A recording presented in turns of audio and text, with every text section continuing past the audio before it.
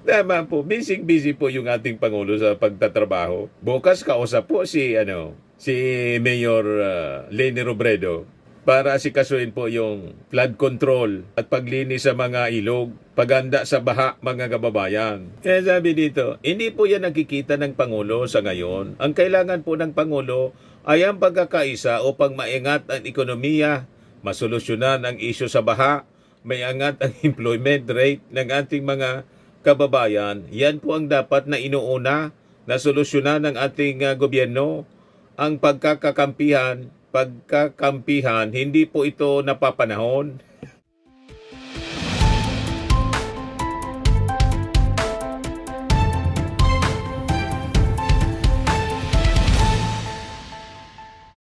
Hello po mga kababayan, si Dante Maravillas.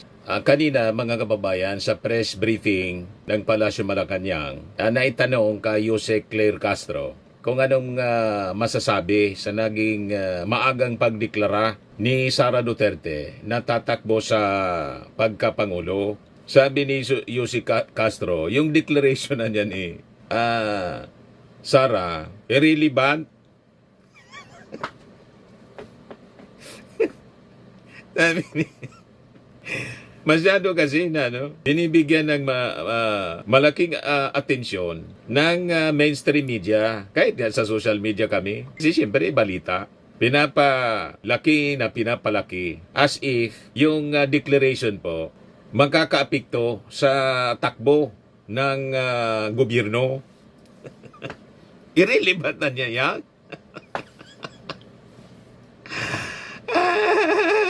Or sa trabaho ng ating Pangulo. Sabi ni Jose Castro, sabagay, tama po.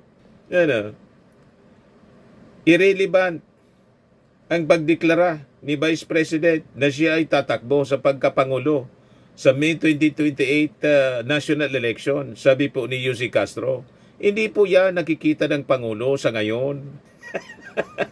Tama po, busy po yung ating Pangulo sa pagtatrabaho. Bukas kausap po si Mayor Leni Robredo para asikasuhin po yung flood control at paglinis sa mga ilog, paghanda sa baha mga kababayan. Kaya sabi dito, hindi po yan nakikita ng Pangulo sa ngayon. Ang kailangan po ng Pangulo ay ang pagkakaisa upang maingat ang ekonomiya, masolusyonan ang isyu sa baha, may angat ang employment rate ng ating mga kababayan. Yan po ang dapat na inuuna na solusyonan ng ating gobyerno. Ang pagkakampihan, hindi po ito napapanahon.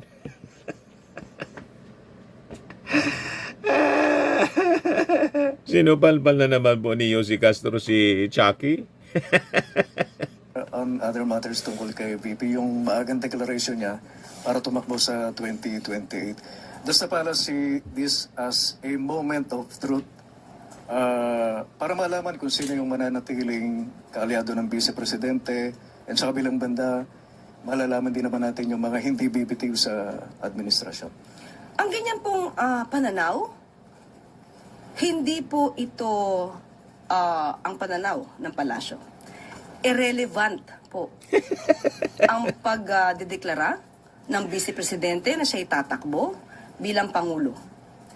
Bakit irrelevant? Hindi po yan ang nakikita ng Pangulo sa ngayon dahil hindi po kinakailangan magwatak-watak Hindi pinapansin ang ba? Pilipino. Ang mga kababayan na po natin, lalo-lalo na po yung mga leaders at mga public servants, hindi po dapat nagkakampihan sa ngayon. Ang kailangan po ng Pangulo ay ang pagkakaisa upang maiangat ang ekonomiya, masolusyonan ang issue sa Correct. baha, maiangat ang employment rate ng ating mga Pilipino, ng ating mga kababayan. Yan po ang dapat na inuuna na solusyonan ng ating gobyerno. At ang pagkakampihan, hindi po ito napapanahon. So that's why it's irrelevant. Wala sa lang, Yusek. Para sa reaksyon sa patuloy na depensa ng Duterte kaugnay ng continuous claim that the ex-president was kidnapped. Tayo nga po yung lubhang nagtataka dahil patuloy nila itong ginagawang naratibo. At ang purpose lamang nito ay sirain at ibagsak ang imahe ng ating Pangulo Dahil mismo si dating Pangulong Duterte ang nagsabi na siya ay willing magpa-aresto kapag nandyan ang warrant of arrest.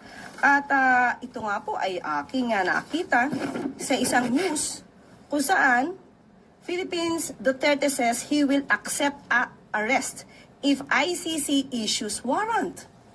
Ito ay may date na March 10, 2025 at itong salaysay na ito ay nakuha pa nung siya ay nasa Hong Kong.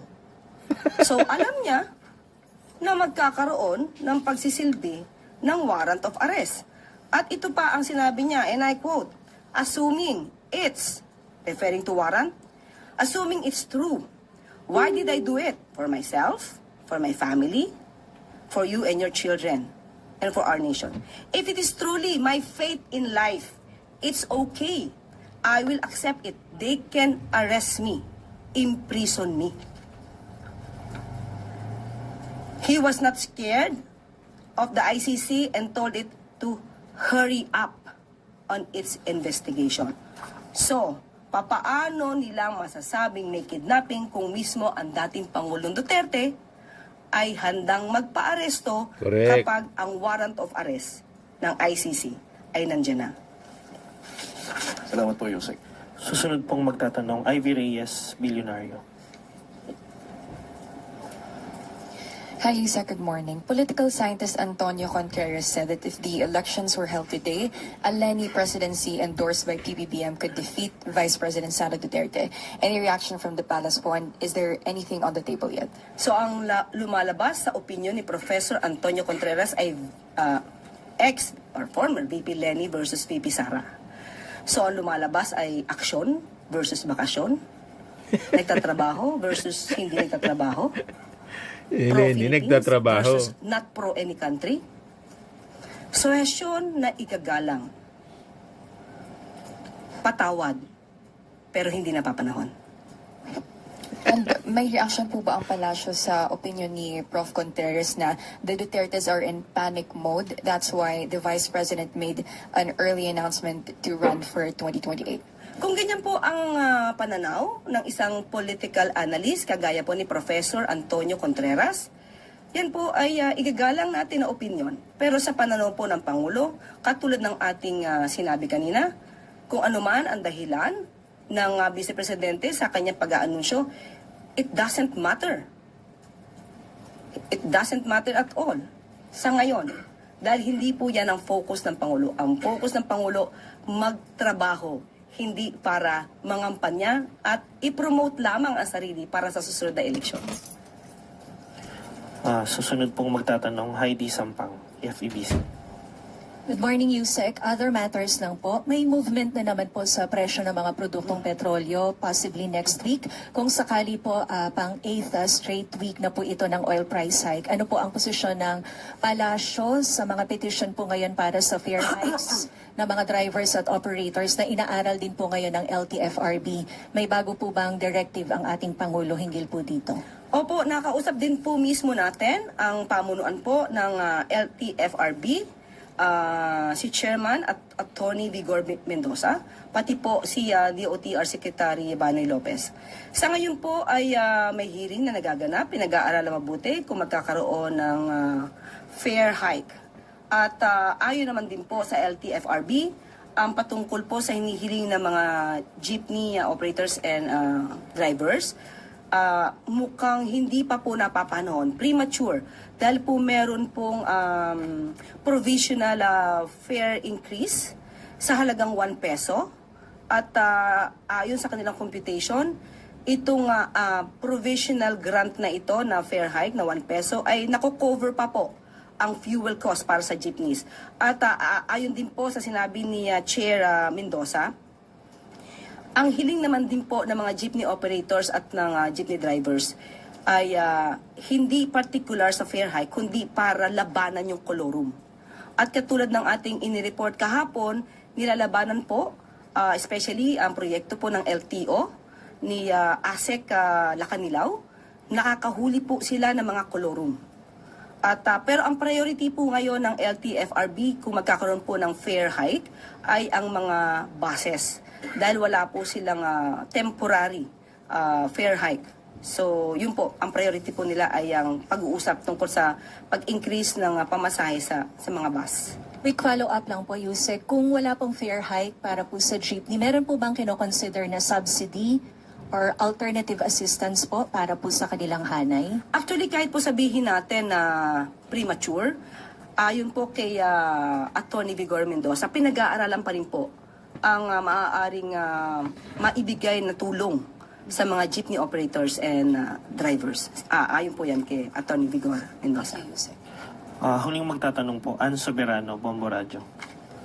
Yusek, good morning. Other topic lang po ito. Reaction po ng Palasyo sa pinalalakas na cyber defense partnership ng Pilipinas at Canada. At ano ang kahalagahan nito sa kasalukuyang security landscape at paano po makakatulong ang regular na exchange ng cyber threat information sa pagpapalakas ng national cybersecurity posture po ng ating bansa? Yes, ayon din po sa kautusan ng Pangulo, kailangan po talaga nating labanan itong mga cyber attacks na ito. At dahil po dito, ang sabi po ni ASEC Arsenio Andolong, ang pagkakaroon po ng cyber defense partnership with Canada and Japan ay para po paigtingin yung kolaborasyon ng bansa sa ating bansa mismo, ang ibang bansa sa ating bansa. At lalo na po itong ang Canada pong ang bansang Canada po ay may extensive na kaalaman, mas malalim na kaalaman patungkol po sa cyber defense mechanisms or measures. At plano po ito na gawing taon-taon na po. At yung mga cyber security threats na kanilang tututukan, aking pong babanggitin, nandito po ang state-sponsored attacks and espionage, foreign interference and misinformation, ransomware and data breaches, critical infrastructure protection, talent and infrastructure gaps. So, evolving po kasi yung mga cyber threats. So, kaya dapat patuloy po na nagbibigayan, nagpapalitan ng kaalaman para po mas maproteksyonan ang bansa sa mga cyber attacks na tulad nito. So, ibig Kaya galit sa ating Pangulo ang China. Pinapalakas mga kababayan ng ating defense, pati sa cyber defense. Ngayon ang gawain, cyber attacks, state-sponsored, yung China mismo. O ngayon, naitanong din yung kalagayan, status ngayon ng ICI, yung investigation sa flood control, mga kababayan, na talakay din. Tanong kay Jose Castro, kumusta na ba? Kasi lagi yun ang sinasabi. Ano na niya yung mga investigasyon laban sa flood control scandal? Ito po, mga kababayan, balikan natin si Jose Castro. Panayam si ICI Chairman Andres Reyes at sinabi niya, the ICI will fight to the very end if allowed. At sinabi din po niya, they could have done more if the commission had members. Hindi ba para naghihintayan, Yusek, ang ICI at ang Pangulo? Sabi niyo kasi, sabi ng Pangulo, the ICI is an independent commission. It's up to them if they want to continue and the President will support that decision. Ang sinasabi naman ni Justice Reyes ngayon, they are willing to fight if allowed. Yes, kaya nga po, sila yung nag-submit na ng kanilang report at kung ano po ang magiging desisyon po ng Pangulo dito, kung dapat na po bang ituloy o hindi, dapat po silang magpatuloy sa kanilang pagtatrabaho. Hintayin na lamang po natin ang magiging anunsyo ng Pangulo. Pero sa ngayon po, wala pong pagpipigil, patuloy pa rin po ang pagtatrabaho ng ICI. But has there been a meeting already between the ICI and the President? Sa ngayon po, sa ating pagkakaalam ay wala pa po sa ngayon. At ang report po na to ay nabasa na po at pinag-aaralan mabuti kung ano po ang susunod na hakbang. Sa tingin ba ng Pangulo, Yusek, the ICI has already accomplished its mission as envisioned when the President issued EO 94? Wala pa po tayo masasagot patungkol po dyan dahil patuloy po yung pag-aaral sa ginawang report po ng ICI. Thank you. Susunod